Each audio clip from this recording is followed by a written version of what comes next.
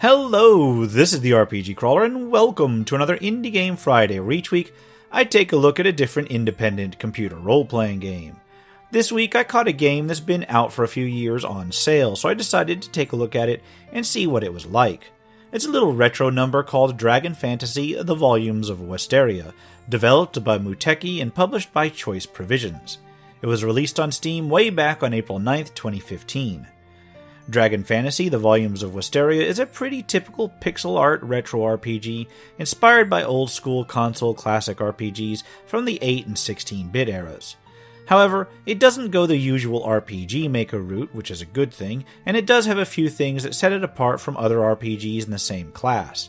Whether those differences set it far enough apart is a matter of personal preference. Dragon Fantasy: The Volumes of Wisteria consists of 3 distinct chapters, plus a Minecraft-inspired interlude, which can be played in any order.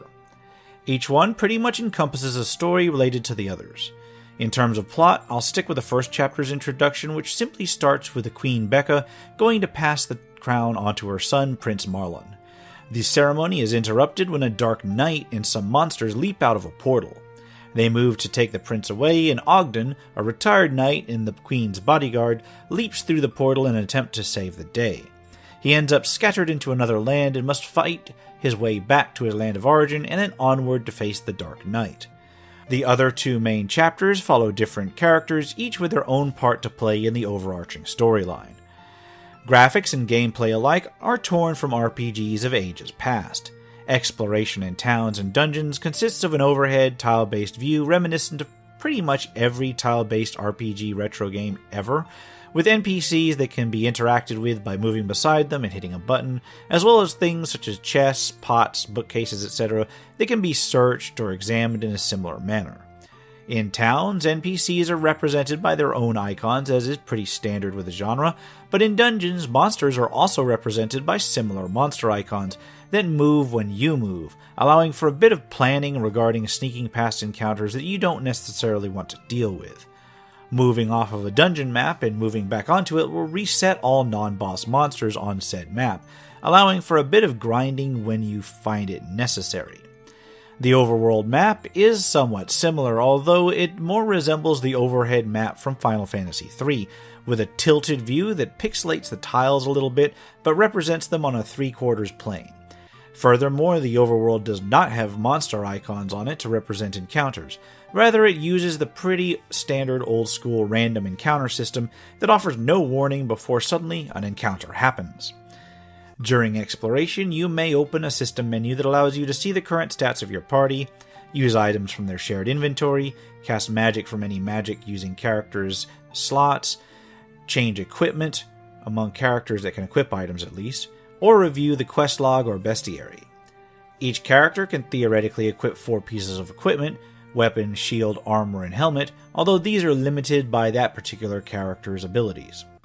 Character stats are very basic. Each character has 5 main attributes, then 5 derived attributes, plus hit points and magic points, as well as experience. The main attributes are strength, agility, intelligence, vitality, and luck, while the derived attributes are attack, defense, and are strongly affected by gear, magic, defense, which is also somewhat affected by gear, hit rate, and then evade rate. As characters gain experience, they do level up, and as they level up, they automatically gain bonuses in the 5 main attributes based on their class schedule. Some characters may gain access to spells at certain levels as well. Whereas exploration is influenced by early Final Fantasy games, the combat system more resembles the Dragon Quest series. The characters in your party, up to 4 of them, are represented by stat boxes across the top of the screen, while the monster is shown in a single image on a background representing the terrain that the encounter takes place on. Combat is turn-based, with each character assigned an action at the start of the turn: attack, magic, item use, defend, and run. Most of these are really self-explanatory, and attacks and magic may be targeted to a particular enemy if you face multiple opponents.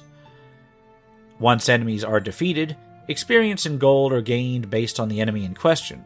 These may be used in town for gear, consumable items such as healing herbs, for inn stays that replenish hit points and magic, or for other items. Of note is that one class of items you can acquire are capture nets. This is how you get additional characters in your party. Rather than creating custom characters for each slot, you can beat an enemy down, then use the capture net to force them to join your party. A deluxe capture net will allow you to capture full-strength enemies. Enemies do have a chance to resist this, but once captured will faithfully follow your character around and engage in combat for you. I haven't really seen enemy recruits improve much in terms of level, but if you wish to replace one with a stronger foe that you encounter later, you can drop them off in the town to clear up a spot in your group.